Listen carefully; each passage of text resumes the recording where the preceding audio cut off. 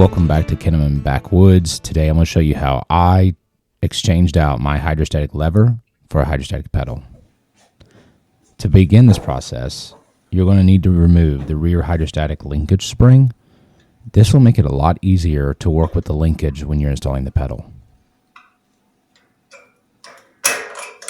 The aim of this spring is to keep the linkage nice and tight.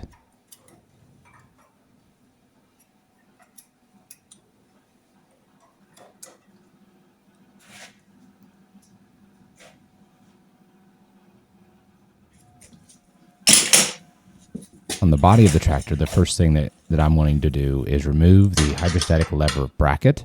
And I'm going to do so by removing these two bolts that hold the bracket in place.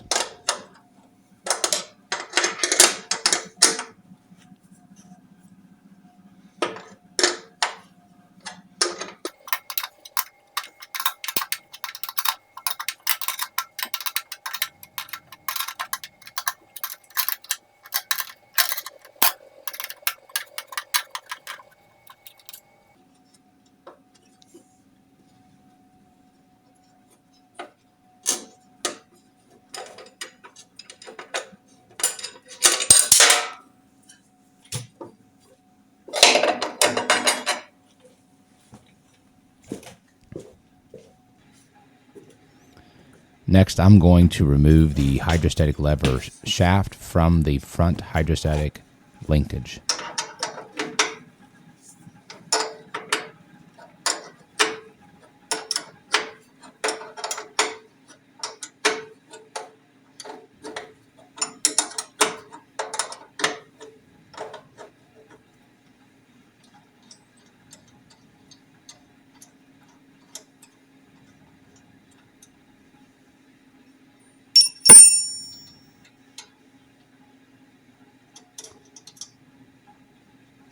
Be a lock nut, washer, regular washer, then the linkage, spacer, and two compression washers.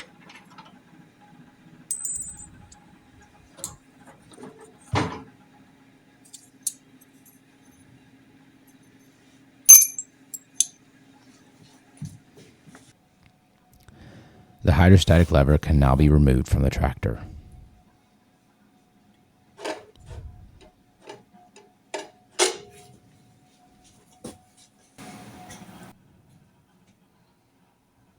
Now I have both systems sitting on the table before you, and I'm showing you now the hydrostatic lever with the two bolts that I removed earlier.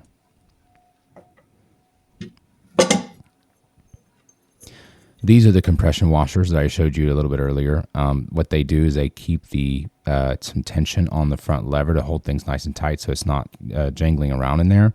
You'll see that they're bowed out and there's a gap in the middle, so when you tighten it down, it compresses and holds tension on the shaft and the lever. After that, you have the spacer that holds it out from those washers to the shaft. You have then the actual lever that attaches. Then beyond that, you have the washer, lock washer, and nut.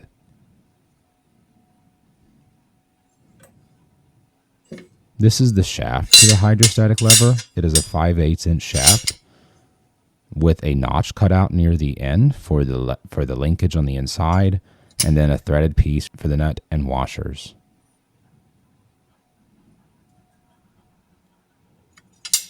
I'm showing you how it is installed on the tractor, but now off the tractor, it goes in this order.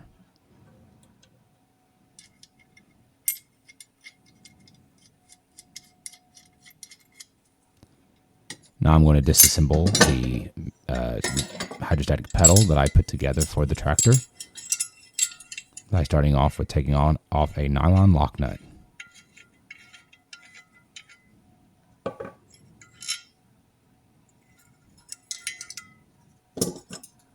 Okay, I'm going to show you the pedal now. Okay, it's nothing fancy. I got the metal from an old bracket and I welded it. Well, I guess if you call that a weld. Together, you can see that there's an angle in the pedal here. And then I took another angled piece and I cut it and I welded it to the front for the toe, for the forward, and also the other half to the rear for the backwards. So use your heel to go backwards, your toe to go forwards. I welded on a 5/8 inch bolt to the shaft as well. Then I cut out notch with a cutoff wheel. There's my wonderful welds.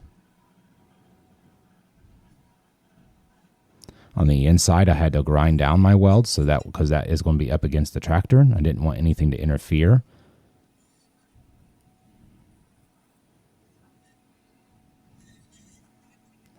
So this is how the shaft will go into the tractor. The front hydrostatic linkage will attach there, and it will function just like the lever, but instead of a lever, be a pedal. So these are my 2 large washers that's going to go. These are spacer washers. Then my hydrostatic pedal turn mechanism.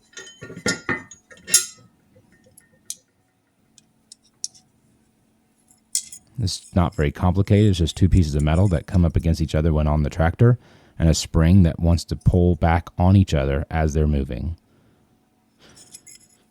These will go forward and backwards with the pedal, but there will be a neutral return bolt that will return it back to neutral when you release the pedal.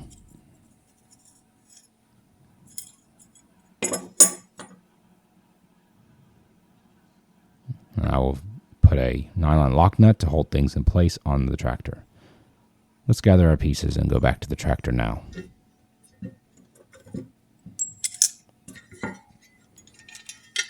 So just like we removed the hydrostatic lever, now we're going to install the hydrostatic pedal now with the spacer washers on the outside. Inside here are some nylon bushings that you can put this in there for. Because of the foot of this pedal, you might need to replace those nylon bushings with bronze bushings because it's going to see more wear. I ground off a little tube that was through the frame here because it was in the way of what I was trying to accomplish with the mechanism, with the hydrostatic lever return mechanism. You'll also see a bolt. So that's a hydrostatic neutral return bolt that will bring the linkage back to neutral whenever you let go of the pedal. Inside the dash of the tractor, there's a neutral safety switch. You're going to need to bypass that safety switch for this pedal to work. First to go on the inside is my new neutral return mechanism, as I also call the hydrostatic pedal return mechanism. This mechanism, you'll see that I'm installing now, will return the pedal to neutral when you release it with your foot.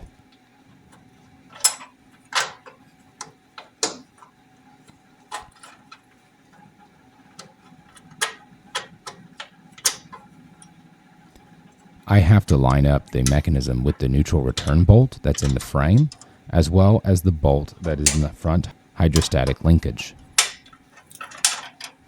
because both bolts have to be in between the faces of my mechanism in order for the mechanism to work correctly.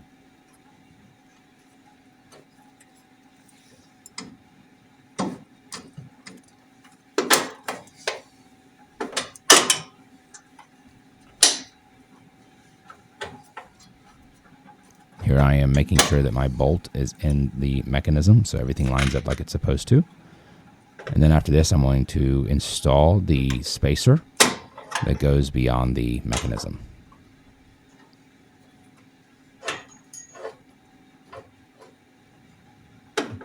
Now, just like the shaft, the pedal comes right in. The front hydrostatic linkage slips right on, and then you finish it off with a nut.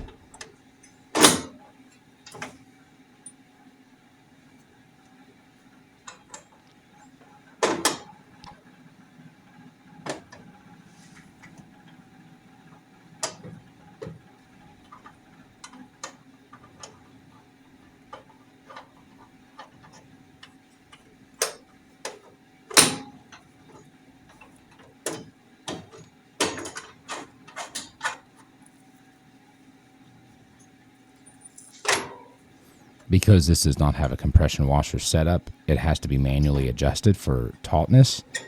So here I am making sure that everything's lined up, and I'm tightening it by hand, but I will eventually tighten with a wrench to a point where it's nice and snug, but the pedal still operates as it should.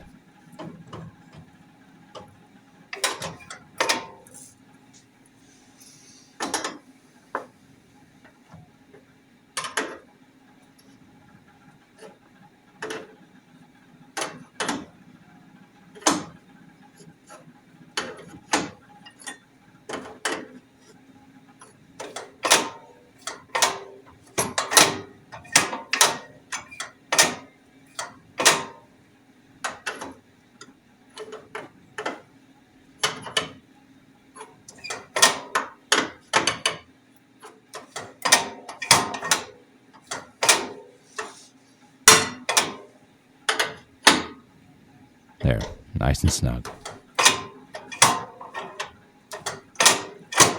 Okay, I'm now going to show you how it operates so you can see it actually in action. You'll see 2 bolts, one on the front hydrostatic linkage and then a bolt to the frame. The frame bolt is to return it back to neutral. The hydrostatic linkage bolt is to move it out and in with the pedal. Not a complicated mechanism, but it works pretty well.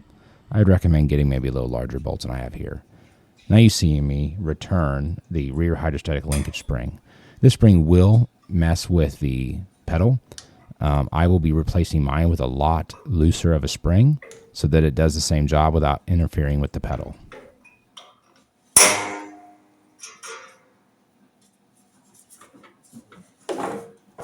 Before I finish, I want to show you the pedal in action. This is how the pedal works when you're on the tractor. Forward and reverse.